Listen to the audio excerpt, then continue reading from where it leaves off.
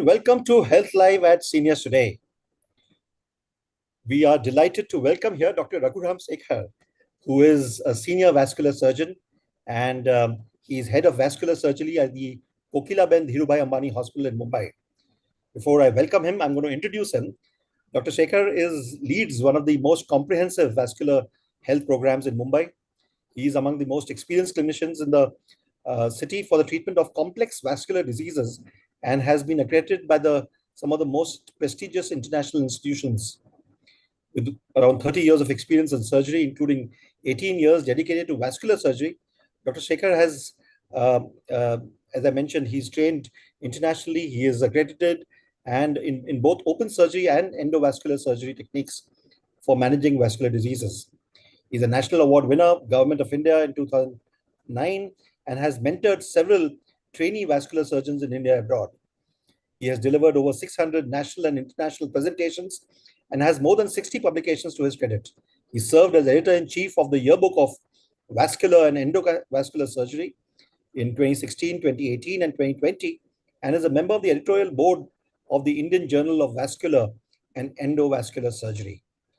We are delighted to welcome Dr. Raghuram Sekhar, and he's going to be talking about diabetic foot care, which just before the session, he was mentioning to me that the number of patients who have various foot problems and given the diabetes boom is a major source of worry. Welcome to Health Live at Seniors Today, Dr. Sekhar.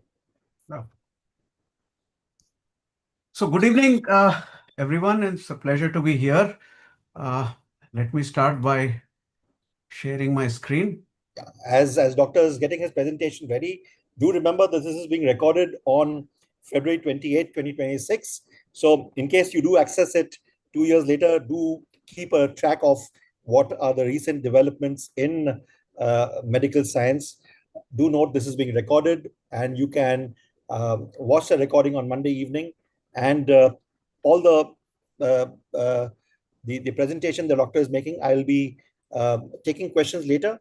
And do remember that this is advisory in nature. In case you do have any specific concerns, you can, of course, get in touch with Dr. Sekhar at the Kokilaben Dhirubhai Ambani Hospital, and also, you can meet the qualified medical practitioner in your city. Over to you, Dr. Sekhar.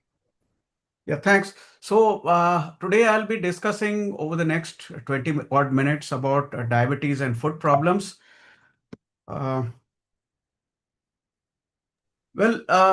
Just before we start, let us just share what the global burden of diabetes is. As you can see, there is an estimated 828 million people having diabetes worldwide, and it's projected to be more and more as the years go by.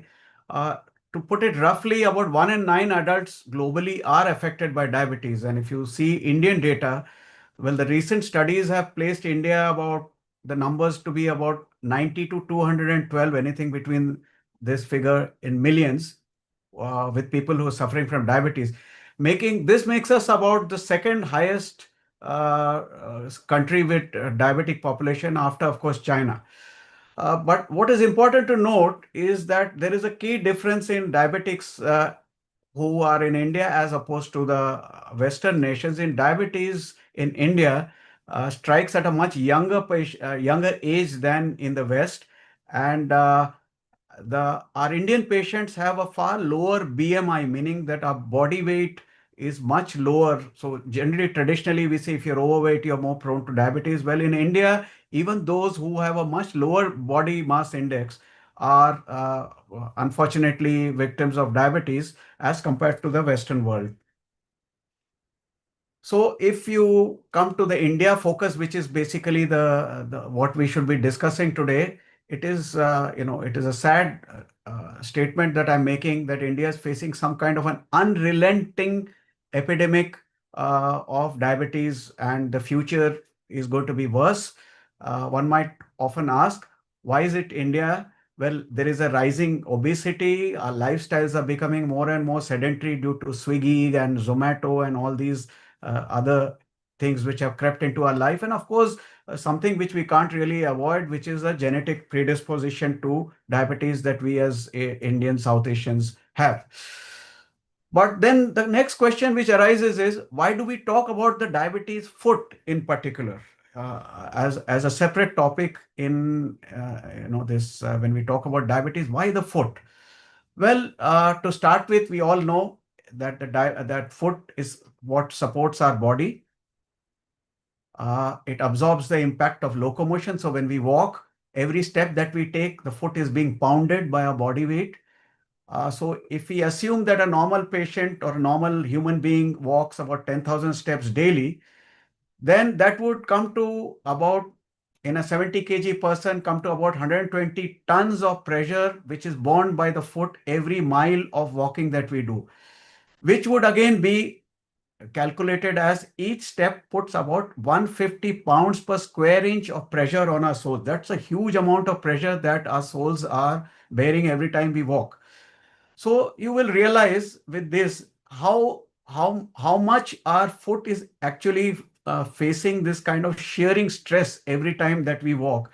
And this is something which is not rocket science. If you look back at our ancient history, also you see Krishna Sudama, even they realized what the value of a foot is, as you can see in this picture. Everyone likes beautiful feet, but that's only when all is well, and sometimes all is not well.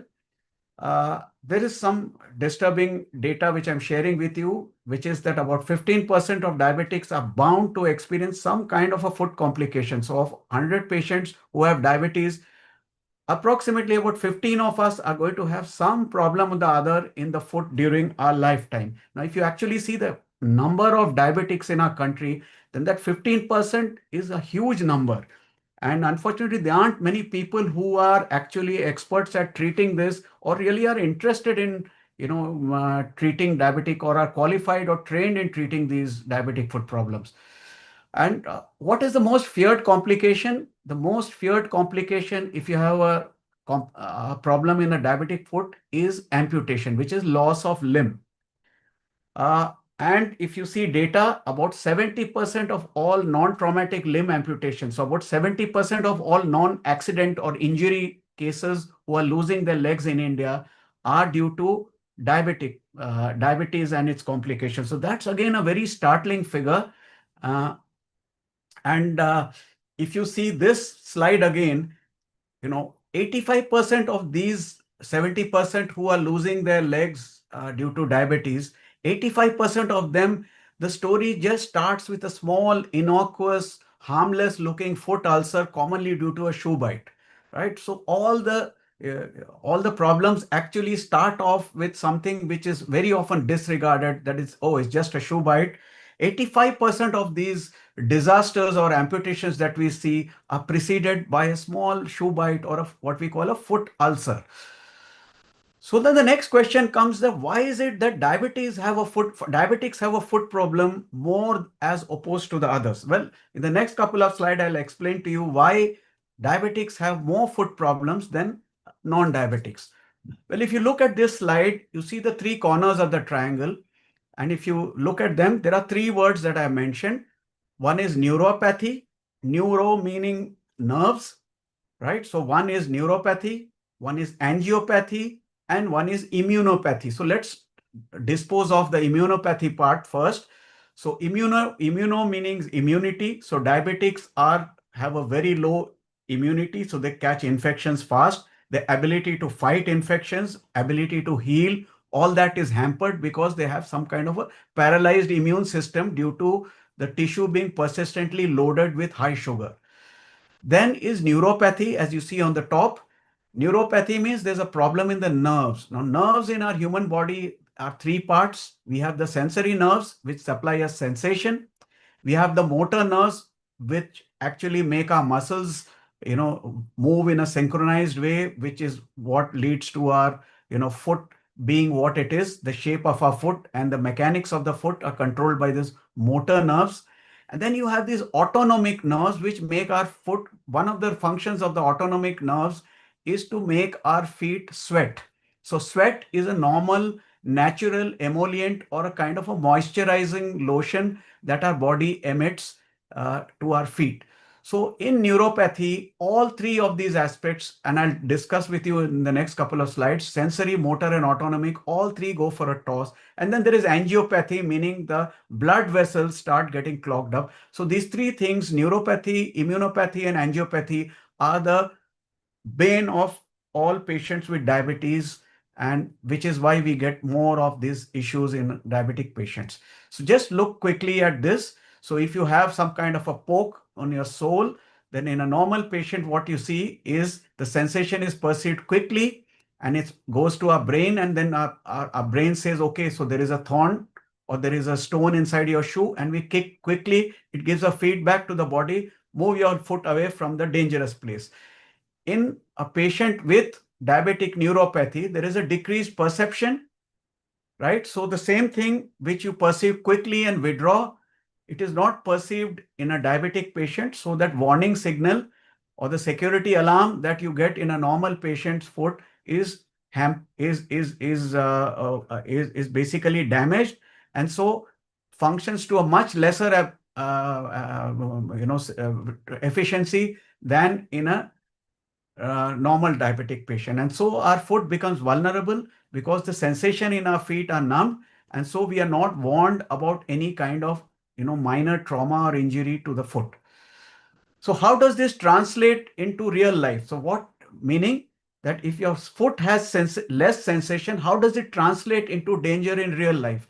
Well, you look at these two pictures. On the left, you can see a staple pin. This is what comes out of a patient's foot in one of our patients. So typically, I'll give you a typical example. You go to the supermarket, you buy something, it comes in a say a polythene packet or a brown paper packet. It's stapled at the top. You open this packet, the staple falls on the ground. You don't realize it. You step on it. Your feet are numb. So you don't realize that you've been poked by a staple. The staple goes inside your foot, which you can see here even on an X-ray.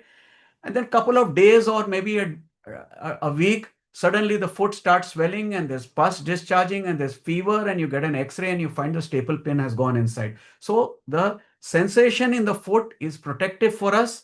So if you don't have sensation, you are more vulnerable to get dangers like this. And I'll tell you why this is relevant when I come to the footwear part.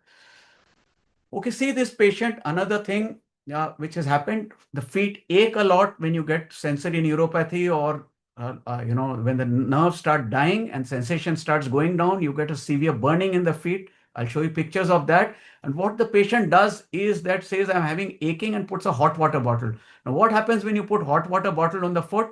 The sensation is not there. You don't feel, you think it's lukewarm, but it's actually piping hot, and it burns the feet, as you can see in this patient, right? So you get a burn without actually getting pain. And this is what has exactly happened. Same thing in an Indian society. We go to the temple in the summer. Obviously, it's a marble floor. Summer months, the marble is extremely hot. We go bare feet. We are diabetics. We have neuropathy. We don't feel that the tiles are hot. We walk bare feet. We come home. And in the evening, when you put your feet up, somebody tells you, oh my God, you've got blisters in your feet. And this is the beginning of disaster. So this is what happens in patients with sensory neuropathy, meaning that the sensation is lost. As I told you, typically it starts off with a shoe bite that doesn't heal, and then you get into a mess, something like this, right? And mind you, the danger with getting all these things is that all of these are painless. And because you have an immunopathy, so many of these infections do not cause the typical fever along with the pain that occurs when you get an infection in the foot. And when you start noticing them, is actually when things go out of hand and when it's too late and you need to then get admitted in the hospital, and there are surgeries, and sometimes the foot is too late to be salvaged. So this is what happens in neuropathy. So the next question is, so how do I know that I have sensory neuropathy? So every diabetic needs to know that he or she has neuropathy, the sensory neuropathy. How do I know that I have less sensation? Well, there are changes in sensation. So typically a patient would complain that he has burning. It feels as if the feet are burning. Electric currents, every now and then there is shock-like sensation in the feet. Some people complain that when I walk on the ground bare feet at home, I feel I can't feel the ground. It feels as if there is a kind of a sponge between me and the ground. So that sponge-like feeling. Some people say it's like a stabbing sensation. If you're getting all these sensations, then probably you are having sensory neuropathy, as a part of your diabetic problem. Also, it's important to know the bitter truth. And as a clinician, I find this most hard to explain to patients is that there is no cure for neuropathy. So neuropathy is progressive and irreversible. So it's going to progress as the number of years of diabetes progresses. Neuropathy is going to progress as well, and it's going to be irreversible. So what you can't cure, you have to take care to see that you don't injure your feet. And one of the problems we have as Indians or South Asians is that we have a tradition of walking barefoot inside homes. We keep our shoes outside.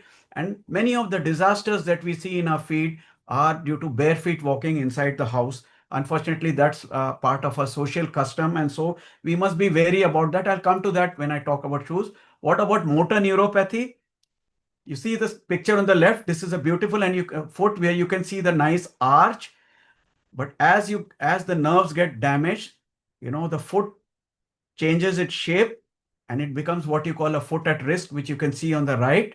And this change in shape of the foot then makes it more vulnerable because you are more prone to getting shoe bites when your foot is in abnormal shape. And as it progresses, you will find that the shape of the foot changes, right? So from a simple looking thing like this, it progresses to crooked toes, and then your regular off the shelf expensive shoes that you are wearing are not ideal for you. You start getting shoe bites like this, and this could well be the beginning of disaster for diabetics when you start getting things like this, right? So you can see feet like this. Now, very often one common mistake we make is, as I've shown in the arrow, we say this is a corn and we take a blade or go to the pharmacy and use corn caps. One must know this is called a callus. It's due to friction, due to bearing abnormal weight because the foot has changed. So the foot is now bearing weight in areas where it's not designed to bear weight because the shape has changed, and you get these calluses, and these calluses have to be taken care of by experts by change of modifying of footwear. It's not a con, so please be don't, if you have any of these things, please don't take a blade or try to shave it or use a corn cap, because that could be one of the causes of disaster. So diabetics also, as I said, autonomic dysfunction, they sweat less.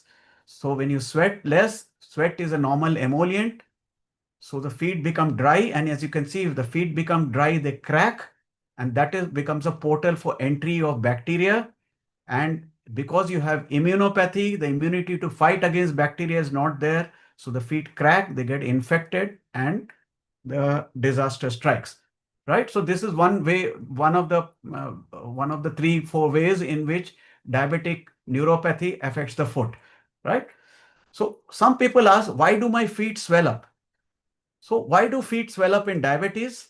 So you need to understand that it could be just obesity, where the feet, their physical activity is less, so the feet swell. Diabetics are more prone to kidney issues, so the water that is to be excreted out of your body is not thrown out. So water collects in your foot. So it could be to kidney issues because of which you're getting swollen feet. It could be heart related. Heart disease and diabetes go hand in hand. It could be blood flow related disease issues, meaning you may either have clots in your veins or the arteries may start getting clogged. And I'll show you quickly in the next few slides that diabetics are more prone to the arteries getting clogged. It could be medication related. Some BP medicines cause feet to swell. So you need to consult your doctor and ask whether you're taking that type of disease, that type of tablet, which is causing your legs to swell. And there is, of course, neuropathy, which I explained to you, if the nerves are what decide how much blood goes to the foot in what position. So if the nerves are paralyzed, as happens in diabetes, when you hang your feet down for too long, all the blood rushes to your foot and the legs tend to swell. So these could be some of the reasons. The other thing is about blood vessels. As a vascular surgeon, we are concerned about this because blood vessels in diabetics get clogged 5 times more than in non-diabetics. That's because these fatty material, what we call plaques or atherosclerotic plaques, tend to get pile up under the lining of our blood vessels, and they narrow the blood vessels. So basically, less blood is supplied to your foot, right? So this is a picture just showing you how the blood flow gets narrowed. And the danger is you start getting cramps in your calf muscles when you walk, what we call claudication. So as the blood supply becomes less to the foot, initially, when you start walking, your calf muscles demand more blood, and when you don't get that blood, they start cramping up. So just as if your heart blood vessels are clogged and your heart pounds more when you are angry, you start getting chest pain and you call it a heart attack. So if your calf muscles start cramping up when you walk, it's called a heart attack of the leg, right? So that the technical word for this is claudication. But if you start getting cramps, which is not present on the first step, starts coming on after a few steps or few 100 meters, your calves or thighs start cramping up, gets relieved by rest, but you walk again. So if it's reproducible pain, cramps coming in your calves and going every time you walk, you should and you're a diabetic, you should suspect that you have an arterial disease. You should see your doctor and get your pulses felt in the leg. These are some of the gory pictures. I won't show you much of that when disaster strikes. So quickly moving on to the next thing is, since this lecture is basically we want to treat, we want to address the issue before such disaster occurs. So there are certain do's for diabetics. One, being a diabetic, your feet are more susceptible to infection. I told you why, which might progress to gangrene if you are not dealt with early. So you need to inspect your feet every day for any blisters, cuts. Use a mirror, and I'll show you a picture of that. Use a mirror if required. Look between the toes every day. So this is how you do. Some might argue that it's very difficult to see the underneath of your feet. So there is a solution for that. Keep a bottle of moisturizing lotion next to your bedside. So every morning and evening, morning after a bath, and every night before you retire to bed, rub some moisturizing lotion in your feet. I told you diabetic feet sweat less, so the natural moisturizing lotion is absent. So keep a bottle of moisturizing lotion, lubricate your feet twice daily. You can have a mirror like this, once a day before you retire to bed. Have a look at the underneath of your feet. If you see any cracks, redness, or anything that you find is abnormal, you should seek medical advice right away. Uh, this is a cartoon just to show you what you should do with your feet. Very important is footwear. I told you all the disasters start with bad footwear. So whenever you put on shoes, the couple of things that you should do: put your hand inside, look for any rough edges or a pin or a rough stone which is inside. If accidentally lodged inside, put your hand inside your shoe, examine it, look for signs of wear and tear in the sole of the foot, of the insole of your shoe, and change it, and protect your feet by wearing shoes at all times, right? These are all pictures of the wrong slippers and shoes that people wear, and you can see the disaster that has happened to all their feet. So next question is, how do you choose a footwear? Very important, because as I told you, all disasters usually that we see in our clinics for diabetics in the foot start with a shoe bite. So how do you choose a proper footwear? First thing important, better you buy your footwear in the evening. Why in the evening? Because all diabetics, there will be some kind of swelling towards the end of the day. So your foot size is the largest in the evening. If you buy it in the morning, you buy a shoe that you feel fits you well. By evening, the shoe has become tight, but your sensation is less. You don't realize that the shoe is tight. And next day morning, you find that you have a shoe bite. So shoes should always be bought in the evening rather than in the morning. Always buy one size larger shoe, meaning that if your shoe size is 5, buy a size 6 to accommodate for the swollen foot in the evening. So buy always one size larger footwear. The shoe should be lightweight, soft, well padded. Uh, Typically not the pointy ones, broad forefoot. So the front of the shoe should be broad. There should be nothing going between the toes. So not those Hawaii chappals that go between the toes, because that causes friction and sometimes ulcers develop between the toes, wounds occur. So nothing should go between the toes.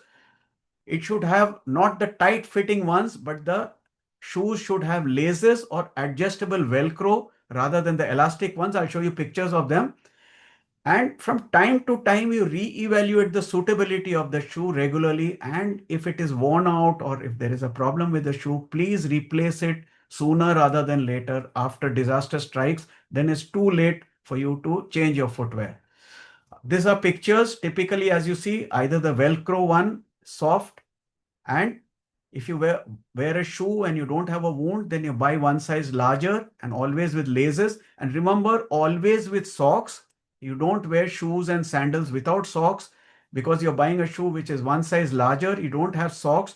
The foot will keep moving inside and friction will happen in your soles, inside your shoes, and you may land up with those calluses that I showed you or ulcers. So always with socks, even at home. So what we advise the patients, buy two pairs of footwear, one for hygiene's sake, one to wear inside the house, one to wear outside the house. Wear two pairs, typically like these, right? And even if you have maybe gone through the trauma of loss of toes, which many diabetics, there are custom made footwear. So don't go for the typical off the shelf ones. Meet a good podiatrist or a podiatric surgeon or a vascular surgeon, and they'll advise you what is the custom made footwear that is available. Avoid sitting cross-legged as it applies pressure on your nerves and blood vessels. So avoid sitting like this. When it comes to cutting nails, cut it across, not curved. Seek help from a professional. Don't go to a salon or a fish pedicure. This is just not suitable for a diabetics. Many of the disasters occur from these salons. So you cut your nails like this with clippers, not with blades, right? Not like the one on the left.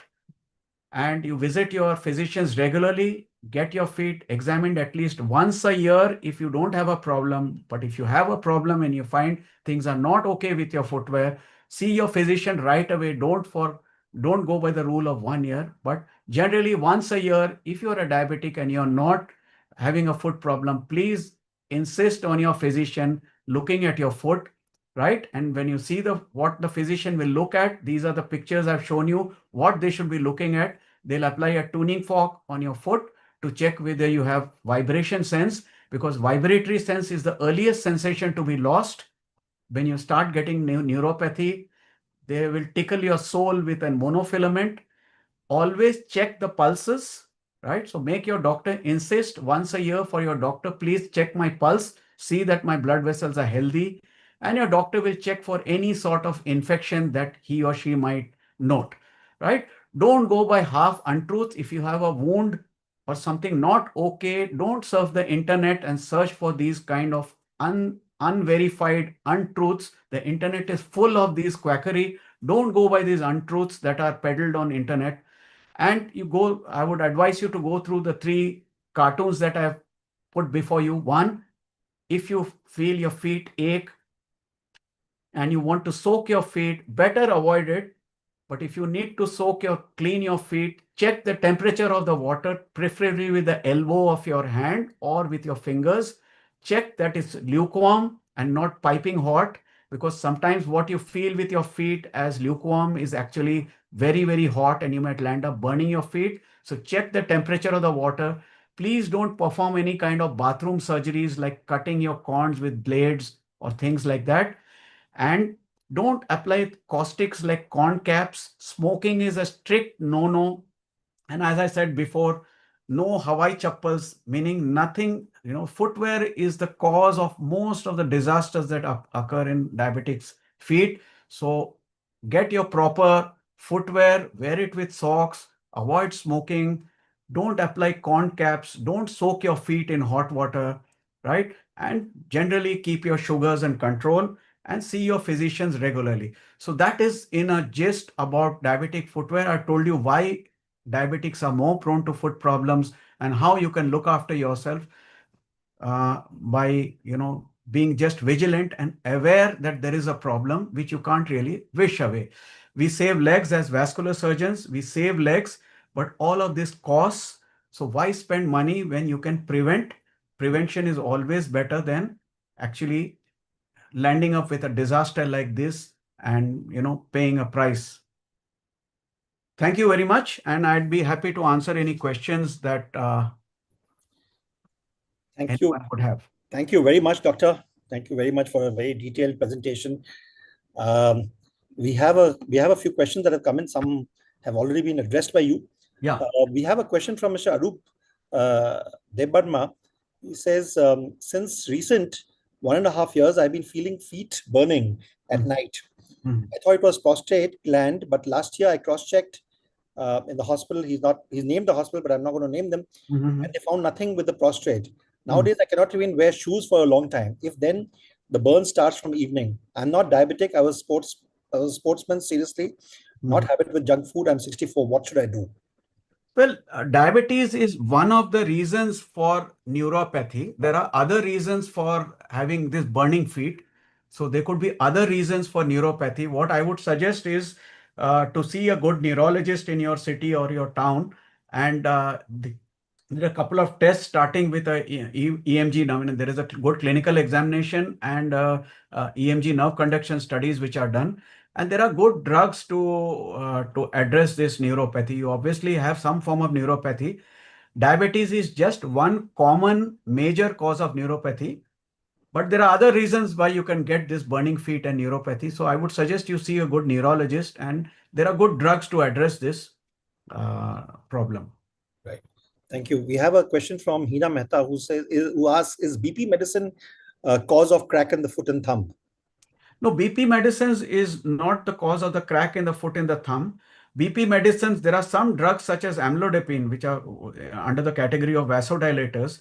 They control your BP very well, but one of the side effects of that is ankle swelling, leg swelling. So if you're a diabetic and towards the end of the day, your feet are swelling a lot, you should consult your physician and see if you can replace that amlodipine group or vasodilators used for your BP control with some other drugs. There are lots of good drugs which don't cause ankle swelling. Thank you. We have a question from Shamla Ravi who asks, how to then effectively treat ingrown toenails in a diabetic?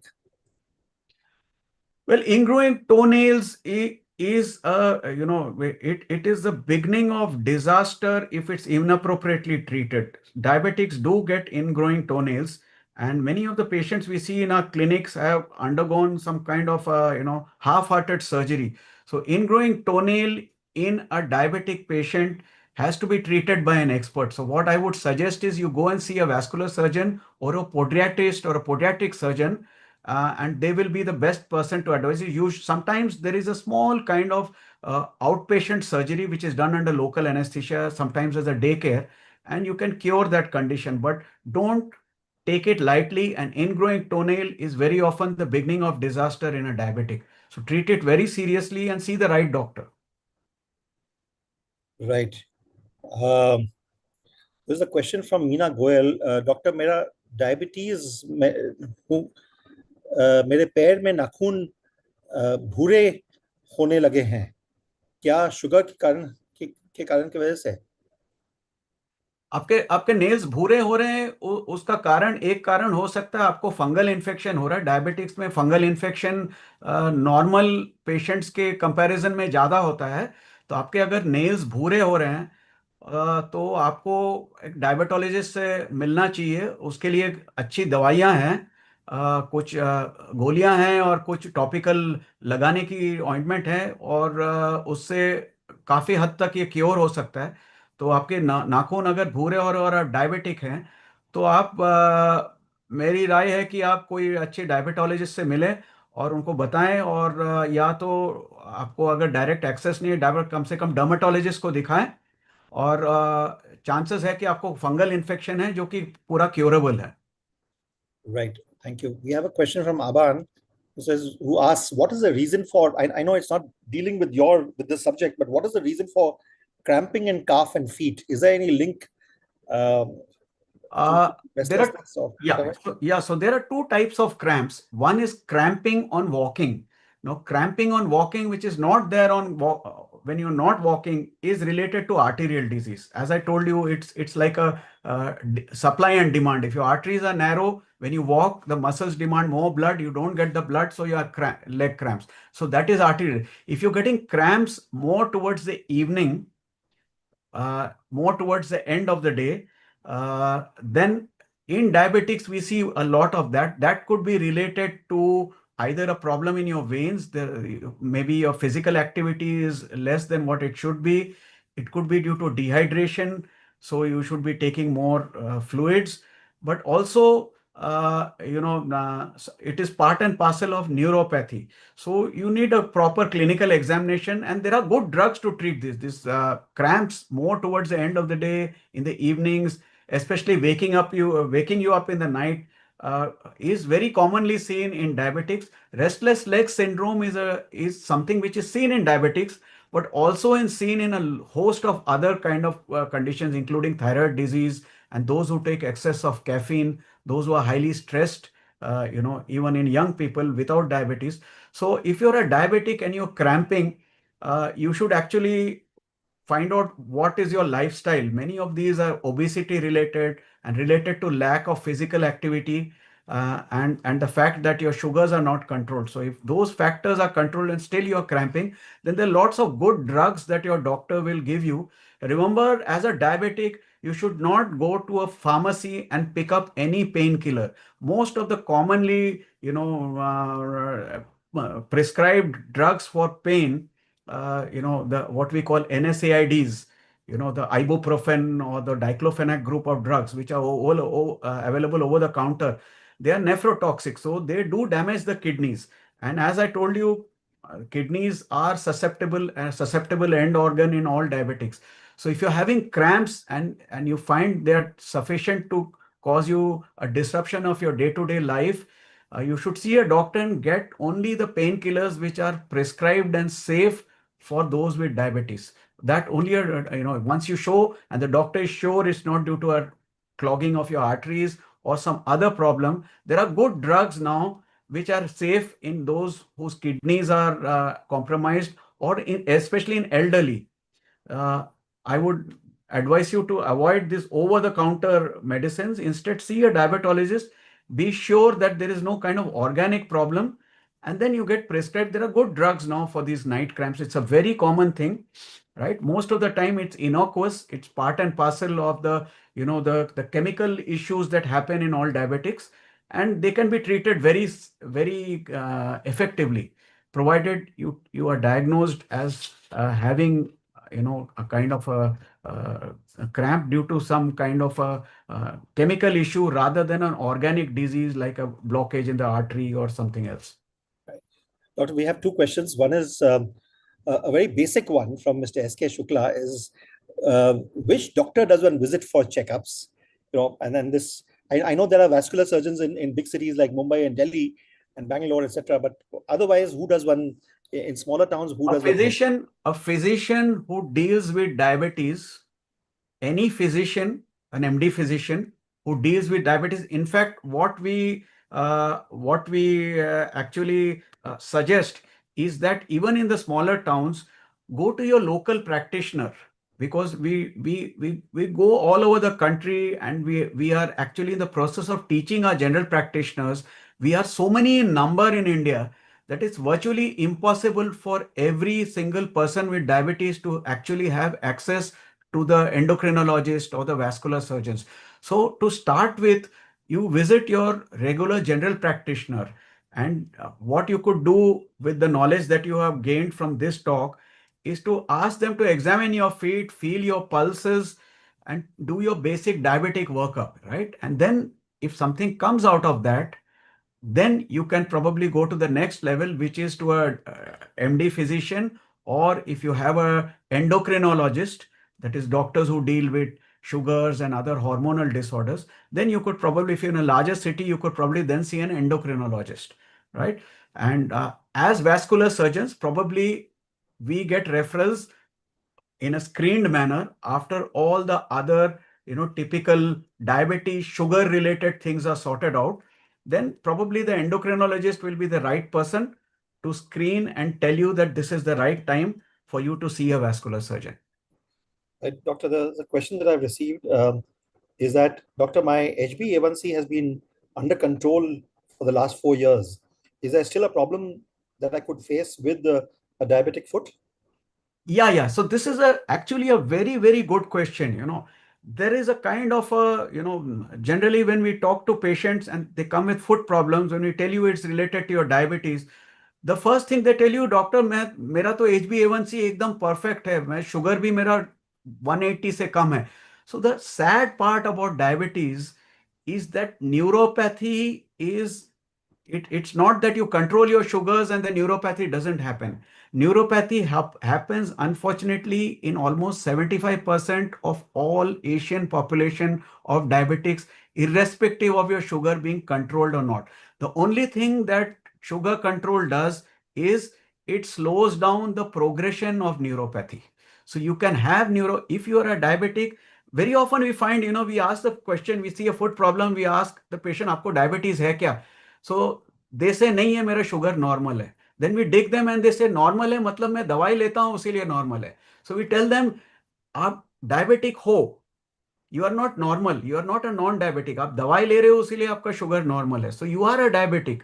So first and foremost, the first thing, you go to a doctor, you tell him or her, I'm a diabetic, right? So your sugar levels, if you control, you can slow down the progression of neuropathy. यानी आपकी sugar levels अगर control में है तो आपकी जो neuropathy की जो बढ़ने की जो रफ्तार है आप उसको स्लो कर सकते हो, मगर उसको आप रिवर्स नहीं कर सकते हो. न्यूरोपैथी होने वाला है, और आप अगर शुगर्स को कंट्रोल करो, आपके ब्लड वेसल्स को तंदुरुस्त रखो, you keep your lifestyle healthy, you can slow down the progress of neuropathy so that it doesn't reach a point where your feet are all crooked and your sensation is zero. But some amount of neuropathy is a given. आप पकड़ के चलो कि आप diabetic हो, आपको थोड़ा बहुत न्यूरोपैथी तो होगा.